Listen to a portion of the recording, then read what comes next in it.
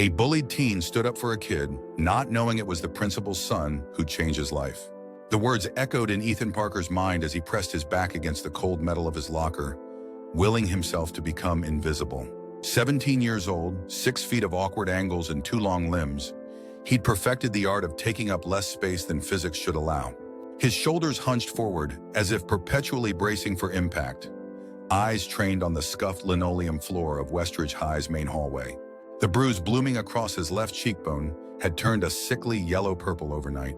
His mother hadn't asked about it at breakfast. She'd stopped asking months ago. 3 more months.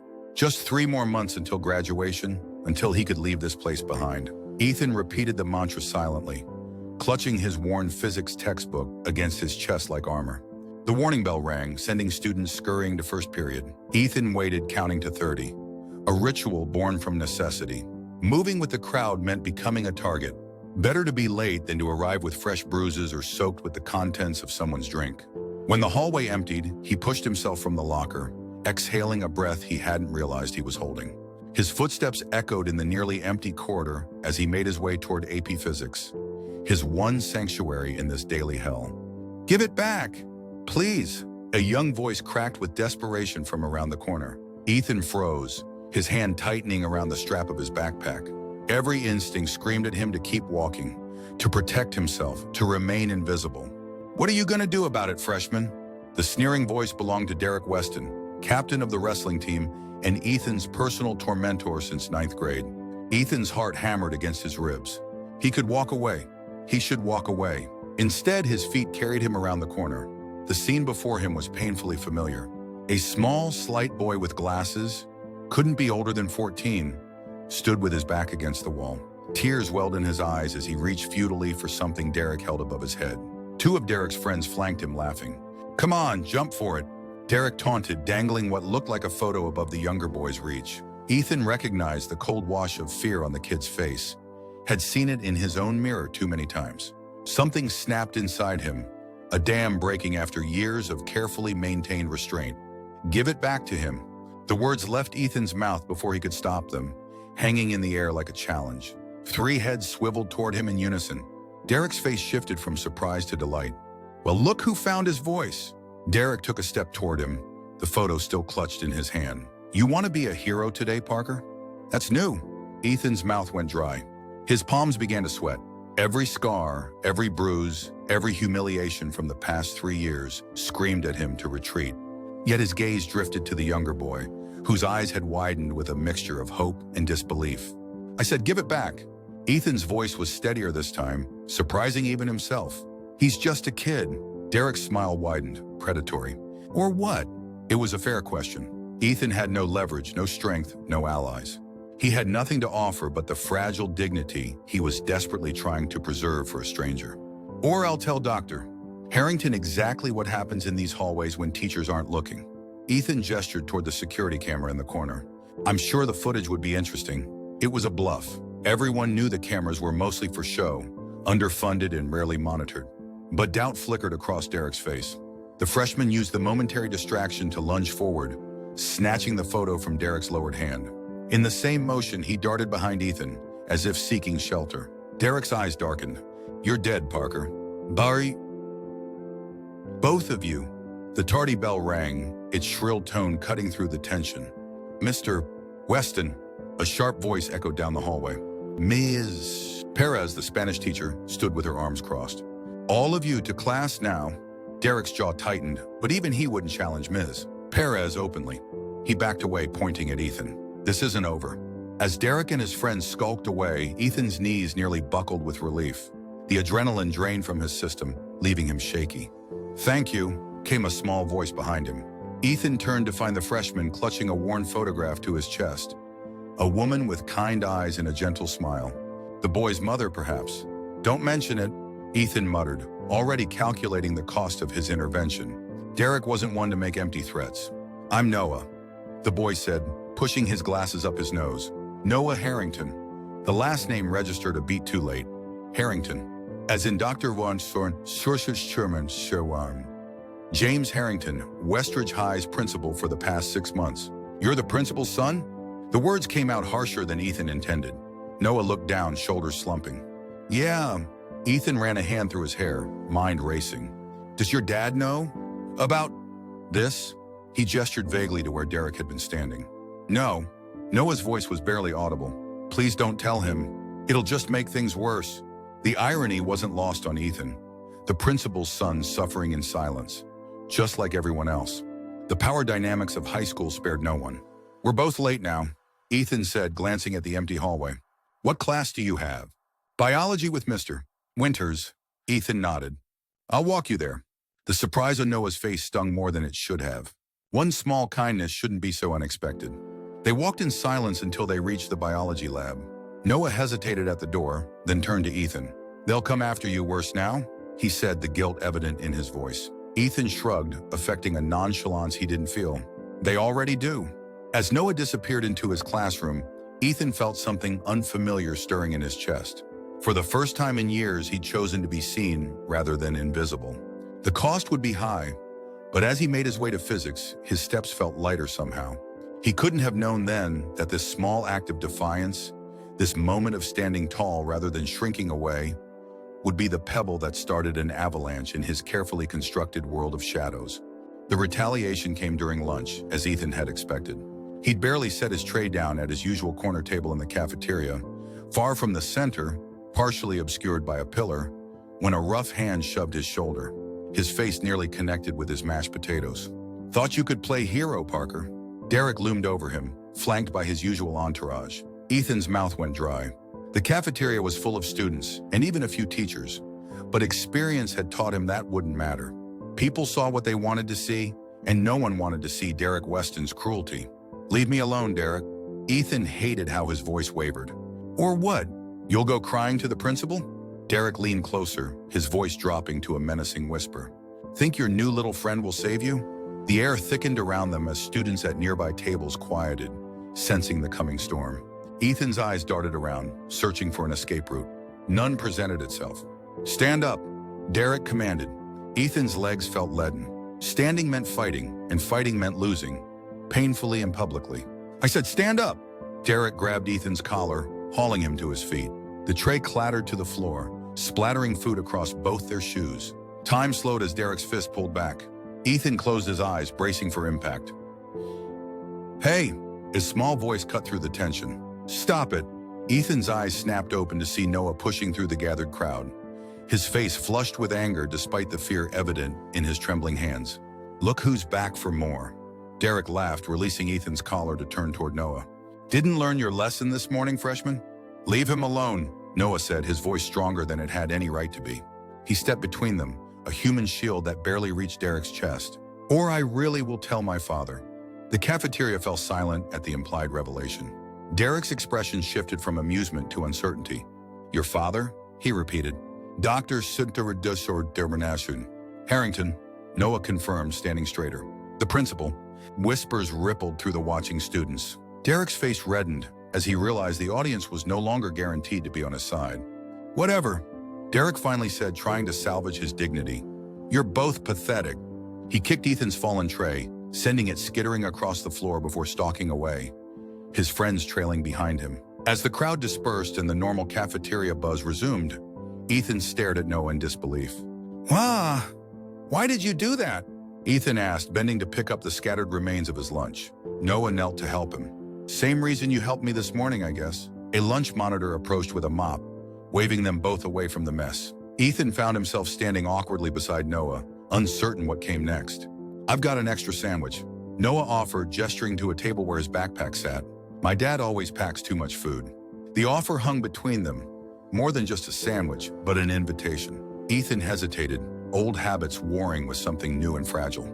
Thanks, he finally said, following Noah to his table. They ate in silence for several minutes, the weight of their exchange with Derek still heavy in the air. Ethan couldn't remember the last time he'd shared a lunch table with anyone. The sandwich, turkey and avocado on whole grain, was better than anything he'd had in weeks. They're probably going to make things worse for you now, Ethan said finally, voicing the concern that had been gnawing at him. Noah shrugged, a gesture too world-weary for his young face. They already don't like me. Being the new kid is bad enough. Being the principal's son, he trailed off, picking at the crust of his own sandwich. It's like having a contagious disease. The raw honesty struck a chord in Ethan. How many times had he felt the same isolation, the same invisible barrier between himself and his peers? "How long have you been at Westridge?" Ethan asked. "Since January. Dad got the job over winter break." Noah took a sip of his chocolate milk. "We moved from Oregon after—" He stopped abruptly, his fingers tightening around the milk carton. Ethan didn't press. Everyone had their breaking points. The topics too tender to touch. "This school has some decent people," Ethan offered instead, surprising himself with the attempt at comfort. "They're just harder to find." Noah smiled faintly. "I found one this morning." The simple statement warmed something in Ethan's chest. A sensation so unfamiliar, he almost didn't recognize it as pride. The bell signaling the end of lunch period rang, startling them both. "What class do you have next?" Noah asked as they gathered their things. "English with Mims Bennett." "I've got math across the hall from there," Noah said.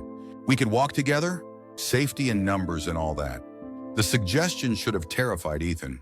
Association with him was more liability than protection. Yet he found himself nodding. "Sure," he said, slinging his backpack over his shoulder.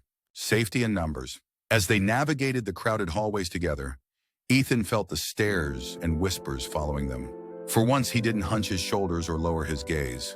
Something had shifted, subtle but significant. He didn't realize then that he'd just taken his first step out of the shadows, or that the principal's son walking beside him would be the one to lead him fully into the light. 3 days passed in a strange new routine. Ethan and Noah walked to classes together when their schedules aligned.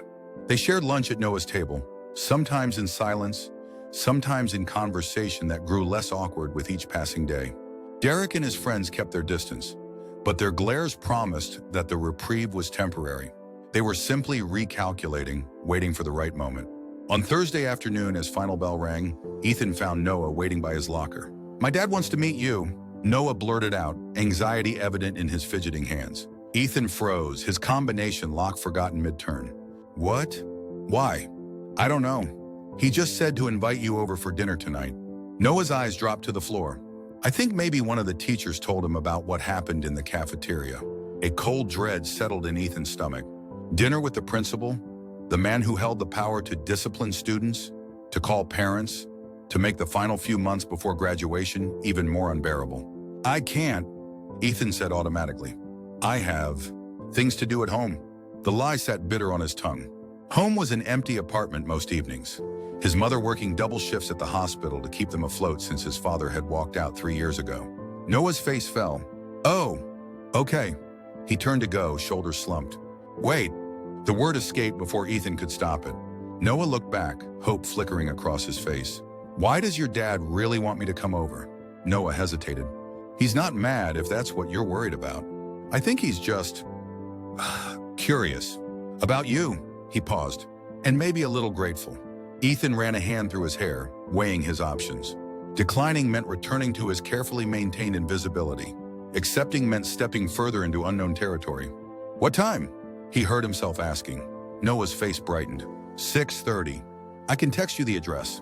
He pulled out his phone expectantly. They exchanged numbers. Another first for Ethan, who couldn't remember the last time a classmate had asked for his contact information. As he walked home, phone heavy in his pocket with Noah's text, Ethan tried to ignore the anxiety coiling in his chest. Dinner with the principal. With Noah. A door opening to something he couldn't name. The Harrington home was nothing like Ethan had imagined. He'd pictured something imposing, a large house with perfect landscaping, intimidating in its order and prosperity. Instead, he found himself standing before a modest 2-story in a middle-class neighborhood not unlike his own.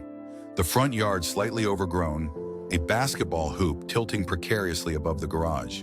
His finger hovered over the doorbell for a full 10 seconds before he gathered the courage to press it. The chime had barely faded when the door swung open, revealing Noah's grinning face. "You came." The relief in his voice made Ethan wonder if Noah had expected him to back out. "I said I would," Ethan replied, stepping into a foyer cluttered with shoes and jackets. Lived in, casual, warm. The smell of garlic and tomatoes wafted from deeper in the house, making Ethan's stomach growl. He followed Noah through a living room scattered with books and into a kitchen where a tall man stood at the stove, stirring something that bubbled promisingly. "Dad, Ethan's here," Noah announced.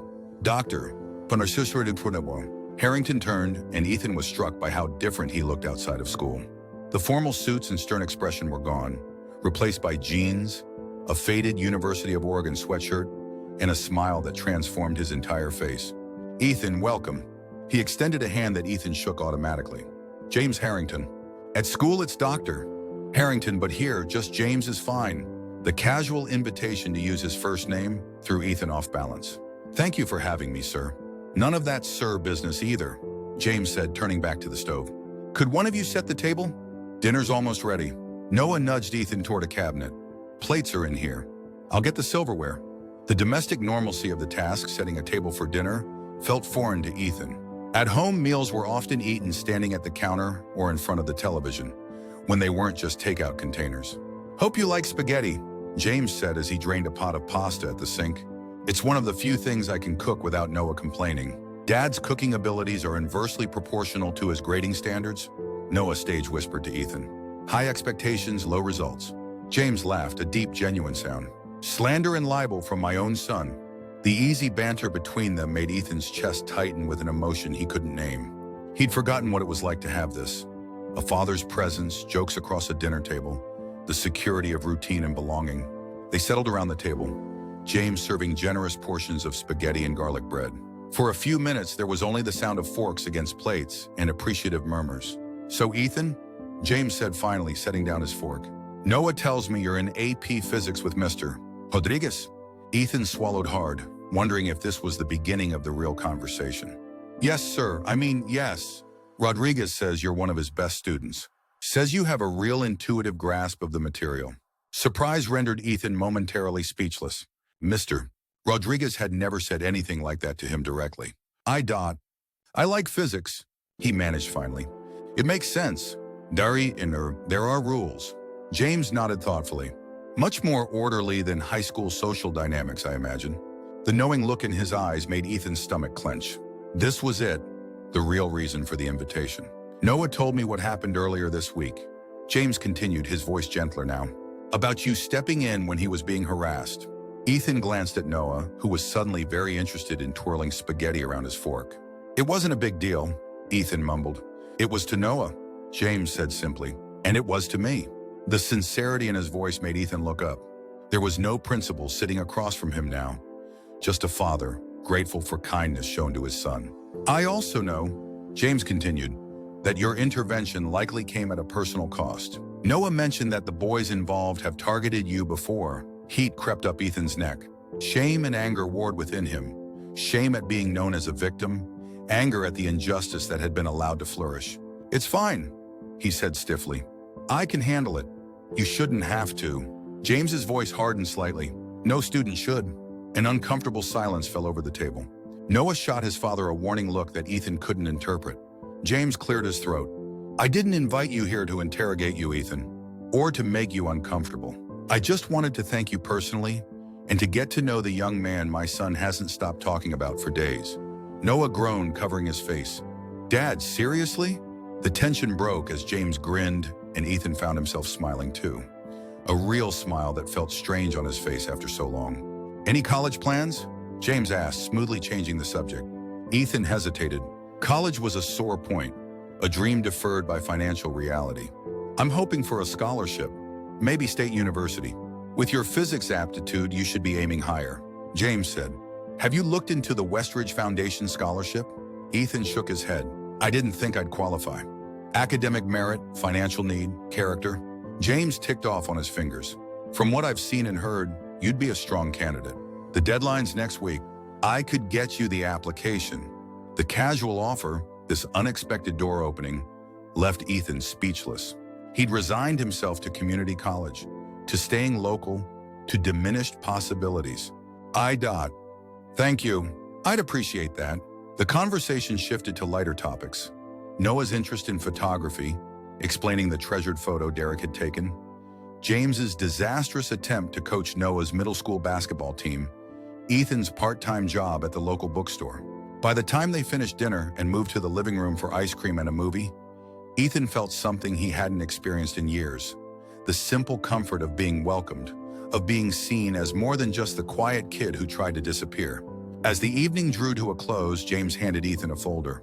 The scholarship application, he explained, and my cell number in case you have questions. Or, he added more quietly, in case things get difficult at school. The implication was clear and offered alliance, protection, advocacy.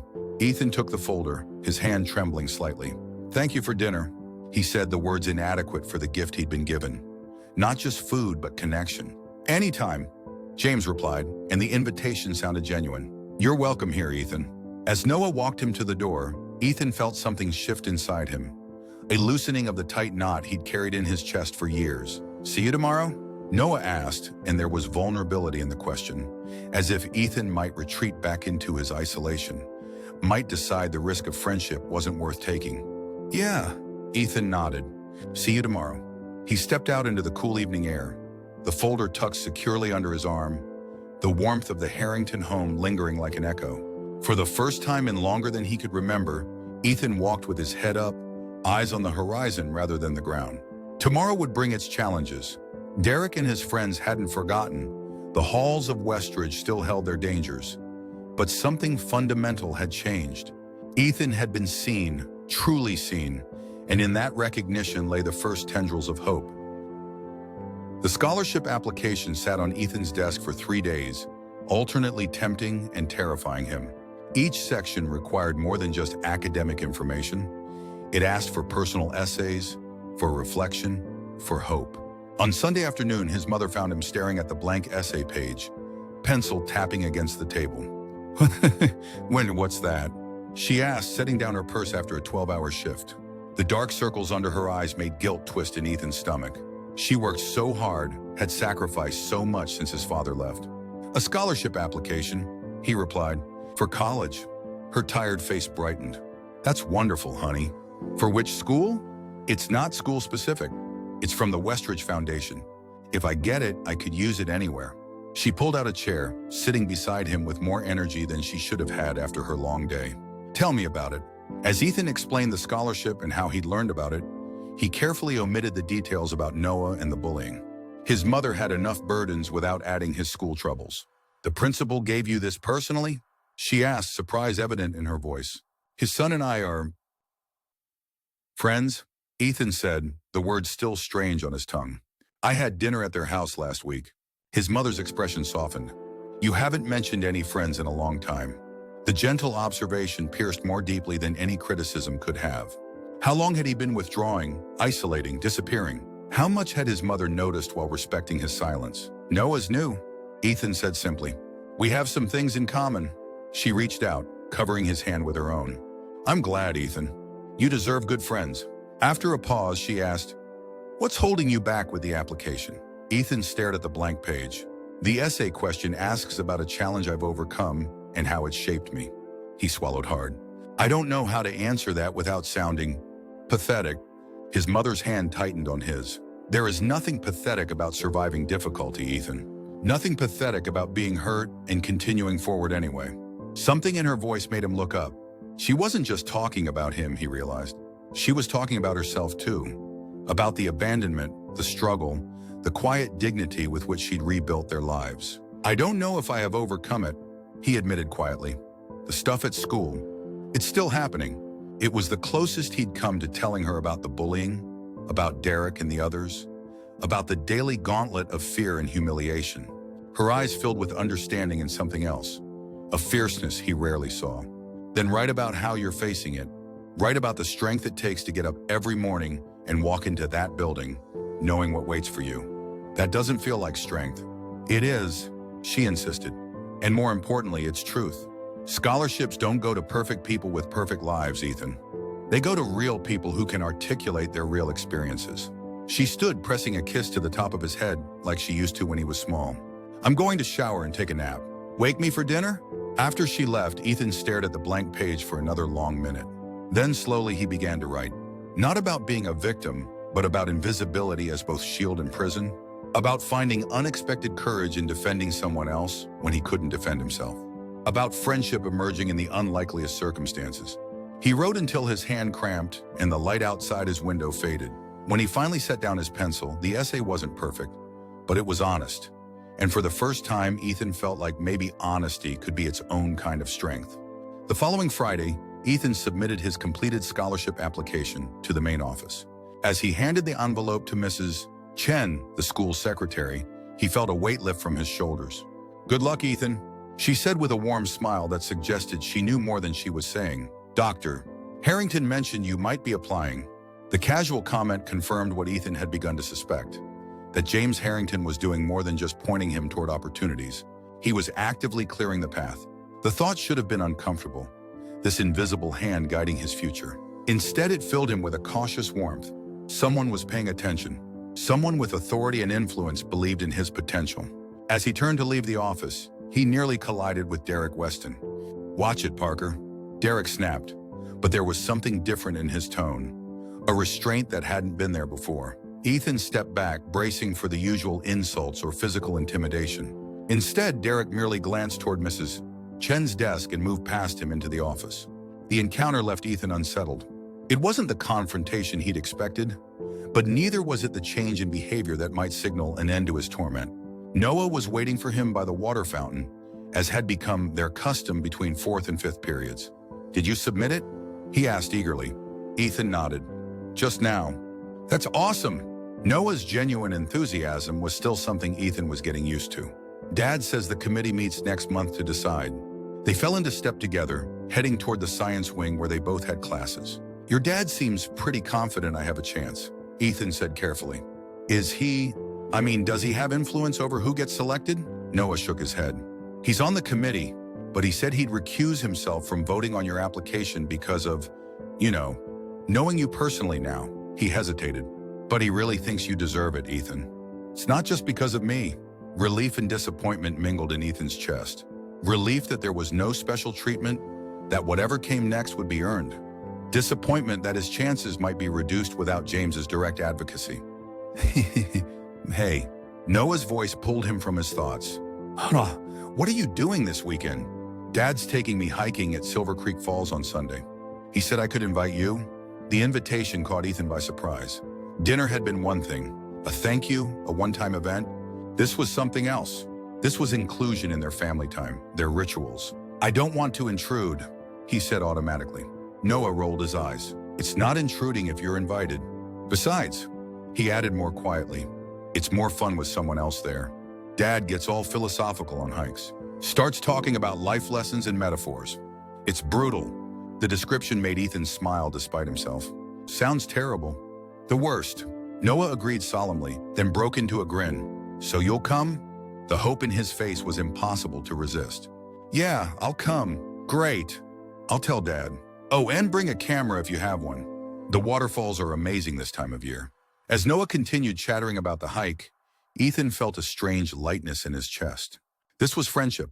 Casual plans, shared experiences, the assumption of next times. For so long, Ethan had defined himself by what he endured.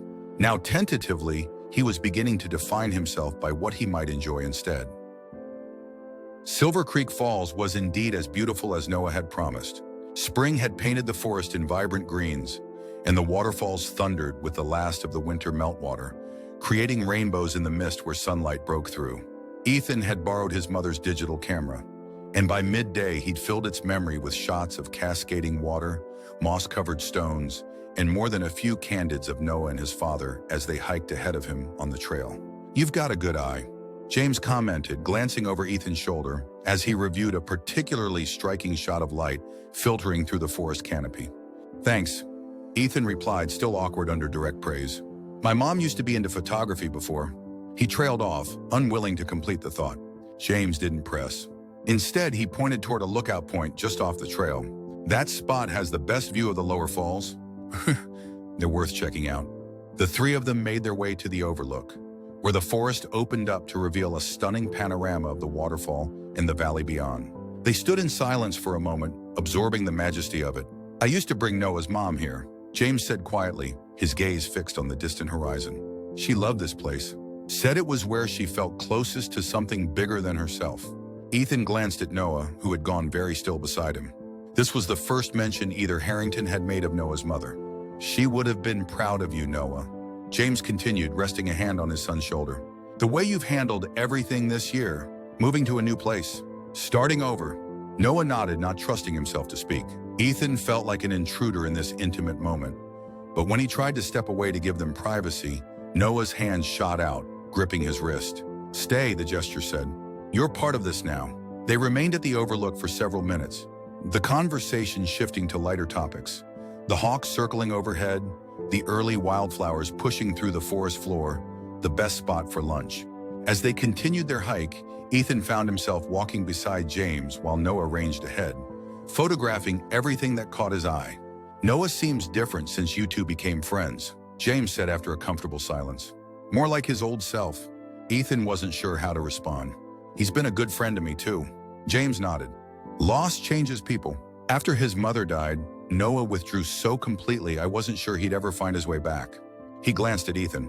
"I think he recognized something in you. A similar struggle, perhaps."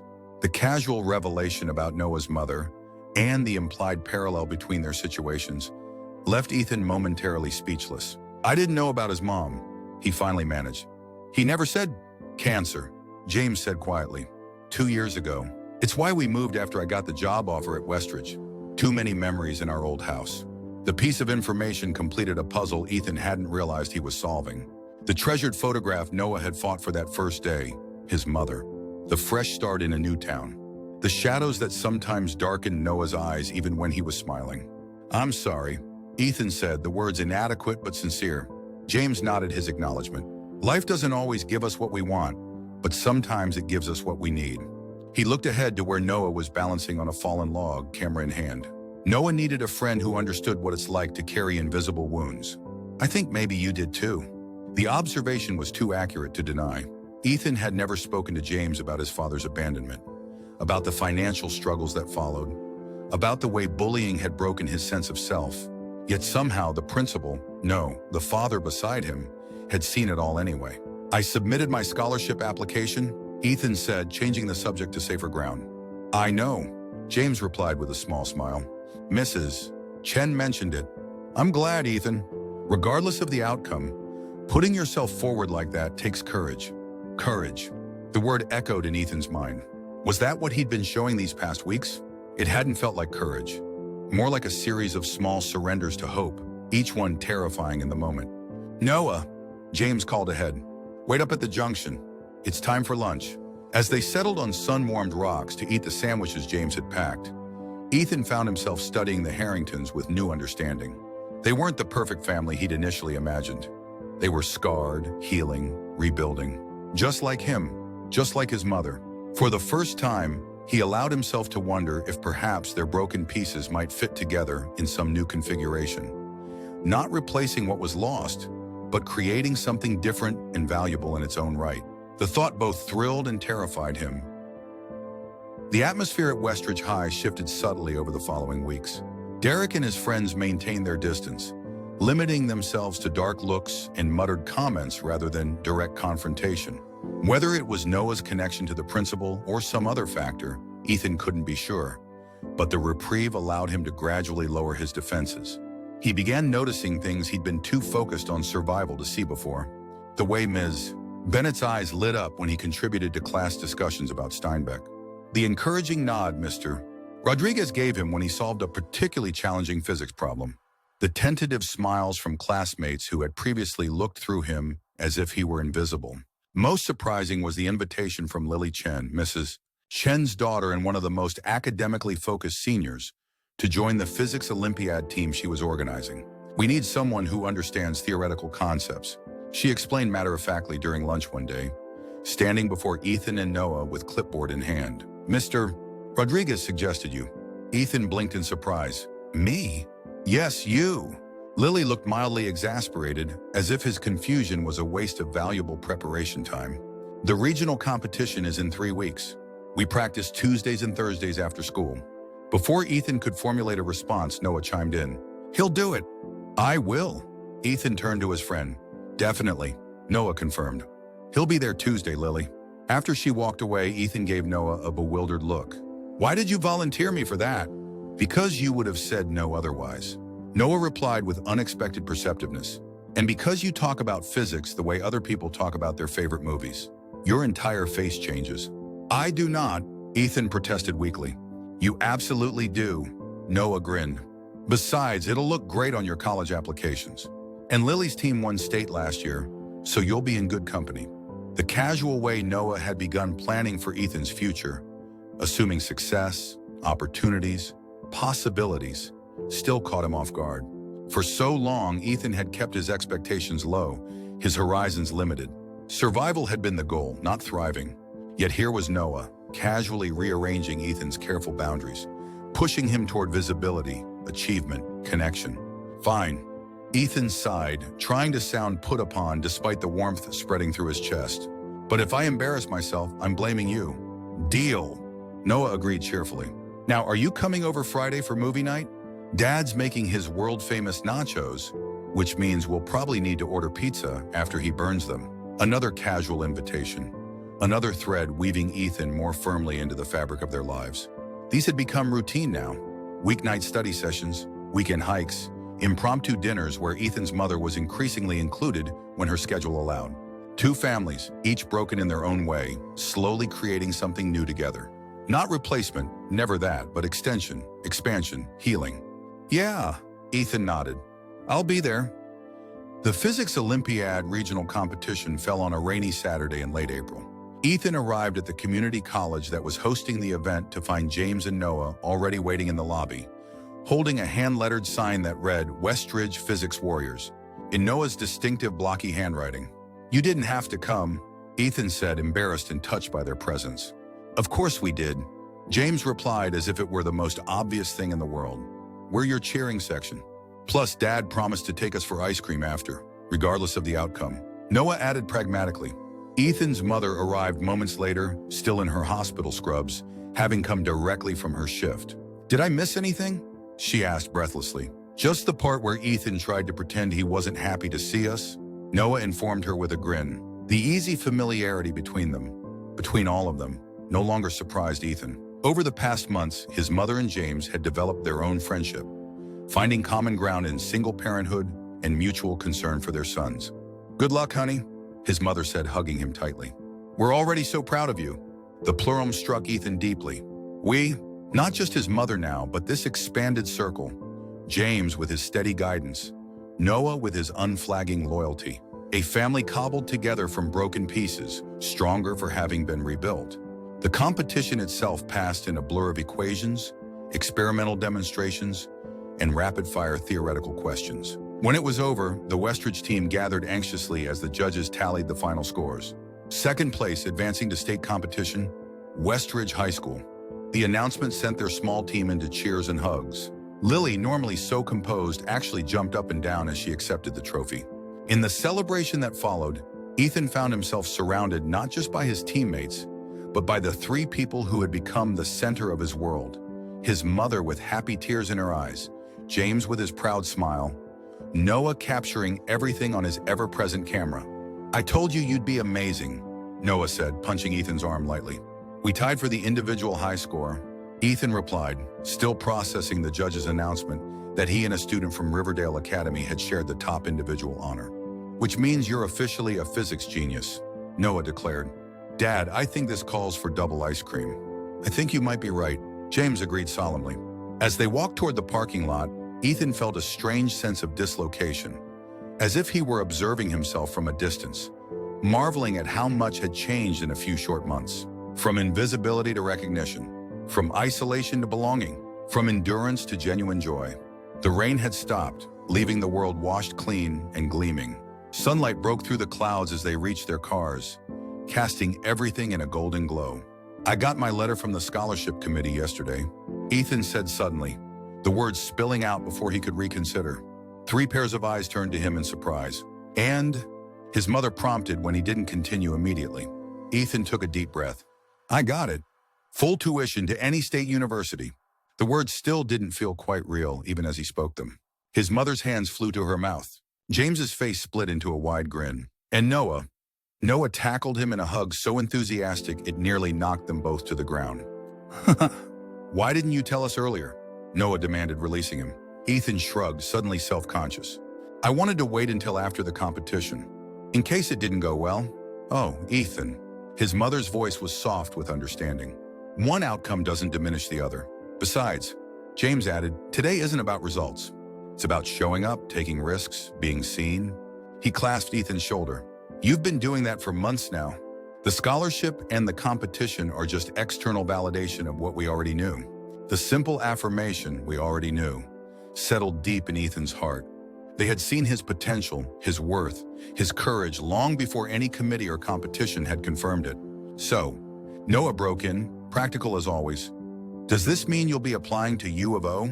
Because that's only an hour from Portland State, where I'll be in 2 years, which means weekend visits would be totally doable.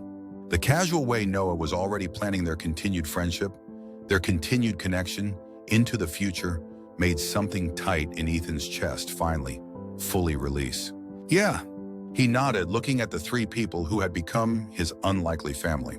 I think U of O is definitely on the list. As they walked to their cars, making plans for their celebratory ice cream, Ethan thought about the strange, winding path that had led him here. How one moment of courage, standing up for a stranger when he couldn't stand up for himself, had changed everything. He thought about the scared, silent boy he'd been just months ago. How that version of himself could never have imagined this future, surrounded by love, purpose, possibility. And as Noah raced ahead, turning to call them forward with characteristic impatience, Ethan realized that the greatest transformation hadn't been in his circumstances at all. It had been in himself, in his willingness to be seen, to connect, to hope. The bullied teen who had stood up for a kid, not knowing it was the principal's son, hadn't just found an unexpected ally that day. He had found his way back to himself. Graduation day dawned clear and bright, the June sunshine warming the football field where rows of chairs awaited the Westridge High School senior class. Ethan adjusted his cap in the mirror, still not quite used to the sight of himself in the royal blue gown. His mother appeared in the doorway behind him, her eyes suspiciously bright. You look so handsome, she said, straightening his honors cord.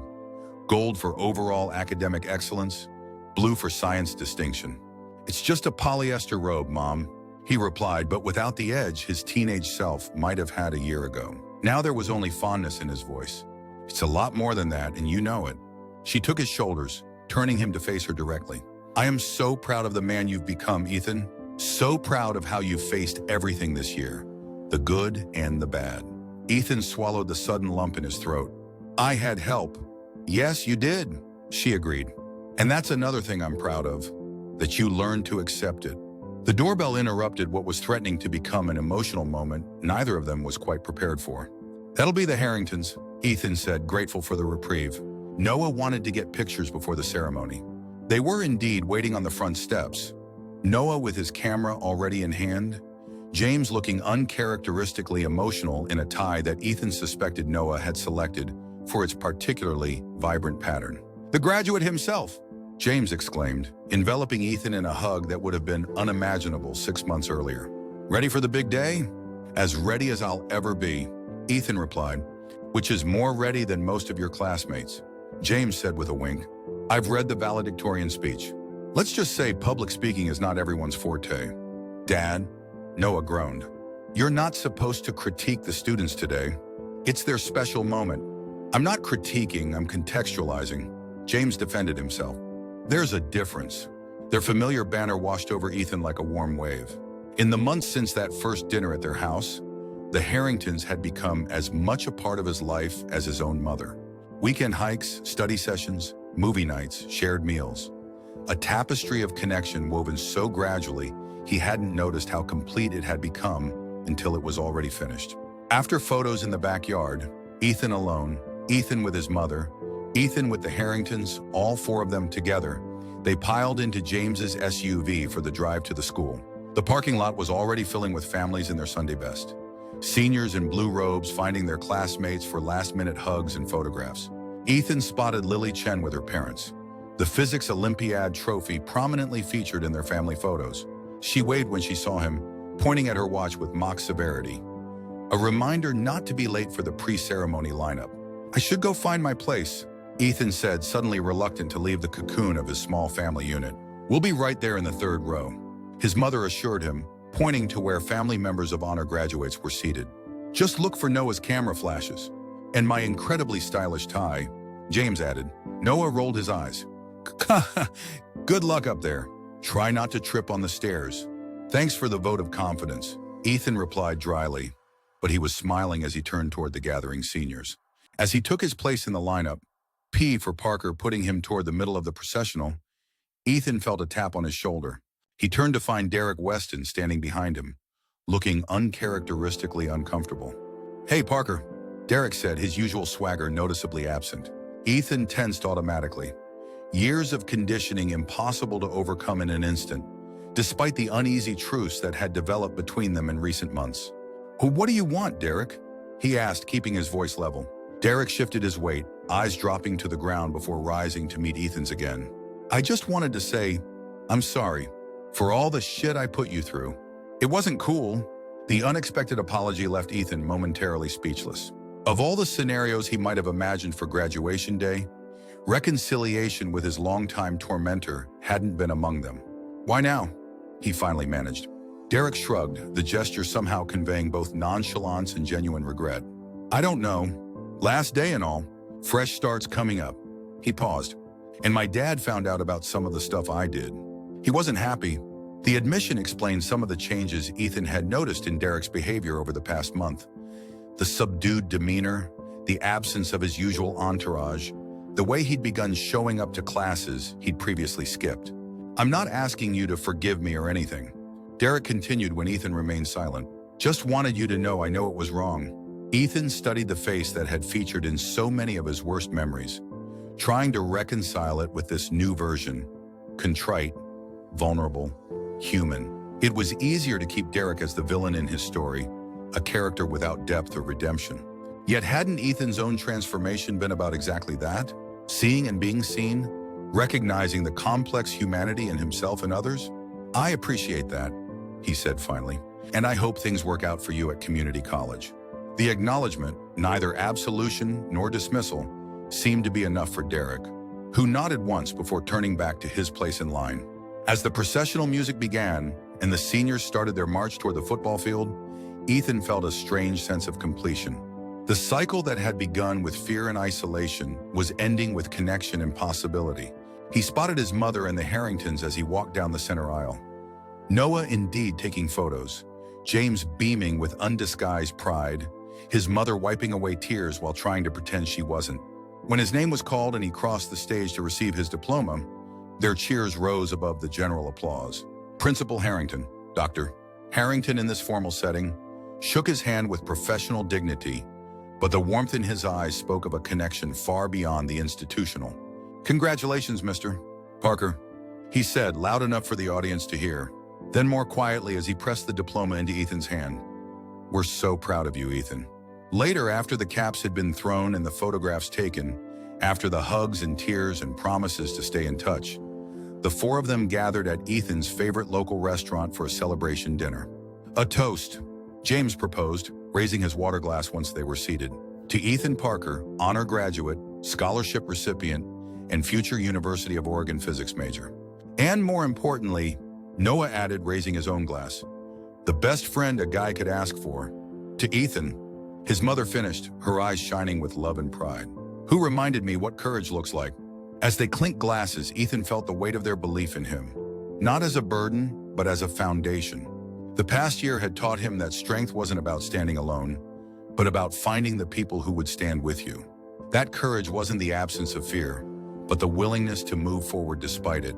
That family wasn't defined by blood, but by choice, commitment, and love.